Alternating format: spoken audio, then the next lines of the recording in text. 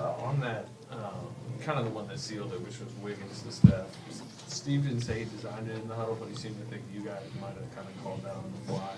What was your perspective on kind of how that play went down? We saw that they had put Sabonis on Wig. You know what I mean? So that was just when you got a lot of high IQ basketball guys out on the court, you sort of just figure it out as you go, you know, and we saw something.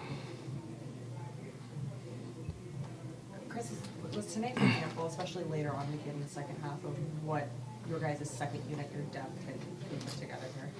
Yeah, me and Dre was talking about it on the bench. I think we just got a great mix of guys, so we can just keep putting in different waves. You know, if we want to go big, if we want to go small. I don't know. I think we just got a great balance. Through preseason for Jonathan and then the first two regular season games for Moses, just what have you noticed from those two third-year guys? Just they playing with confidence. I think when you guys like that, especially young guys on a team with such high expectations, you just need confidence. You know what I mean? You need reps, and I think they've been doing that.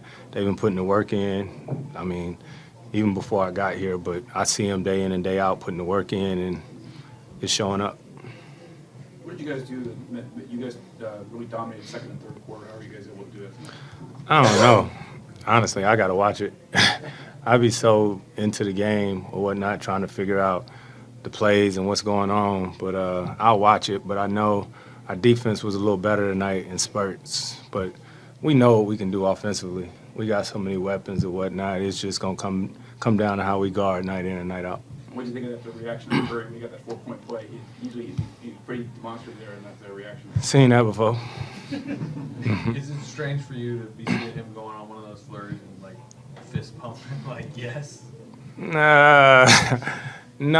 I mean, like I said, I hadn't seen it before. Then gave a few dams and all that. You know what I mean? But we all on the same side now. You know, so it's really dope to be on the side of when you drive and the guys don't want to help and you getting wide open layups. And it's fun for a guy like me that passes the ball. And I mean, when Clay coming off, you know, every time he shoot it, I think it's going in. So playing with those guys makes the game a lot easier. Chris, whether it's body language or not second guessing, how can you tell when a young player is exuding more confidence, like Moses and JK? I don't know. It might just be, you know, how quick they catch the ball and drive, or how quick they shoot it, and not as much thought.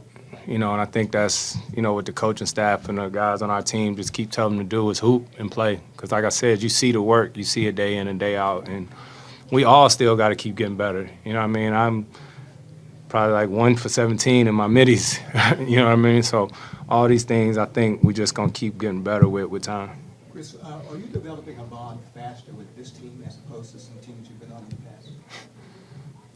I don't know. I've been on some. I mean, my first year in Phoenix, we went to the finals. That wasn't too bad. You know what I mean? But that's always the case. I mean, honestly, when I go to a team, because I understand, you know, leadership and what it looks like to put the work in. At the end of the day, guys only going to respect you if you can hoop. You know what I mean? They ain't going to listen to what you say. First and foremost, you got to show that you can hoop.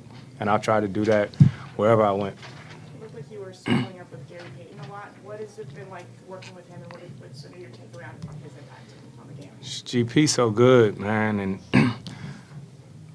I mean, I played against his team a lot, but you got to realize GP is the guy who used to guard me when I played them. You know, JK is the guy who guarded me. So I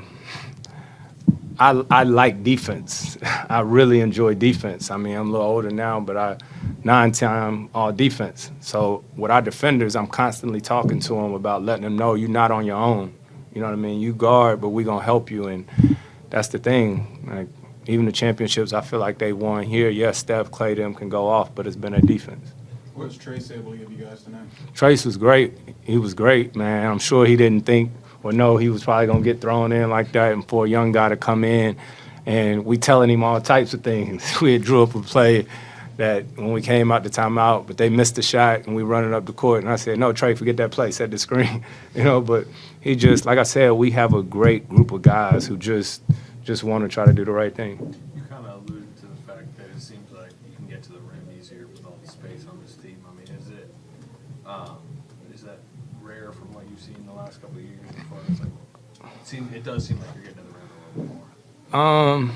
I mean, it's a different team. We play a different way. You know, we got to, you know, with Dario and we got to stretch five. You know, so it just opens the court up a little bit more. And then Loon, he knows how to play too, because Loon might pop, go dribble handoff. So it's just every team is different, you know. And I think what I've been able to do throughout my career is change with, you know, how each team plays.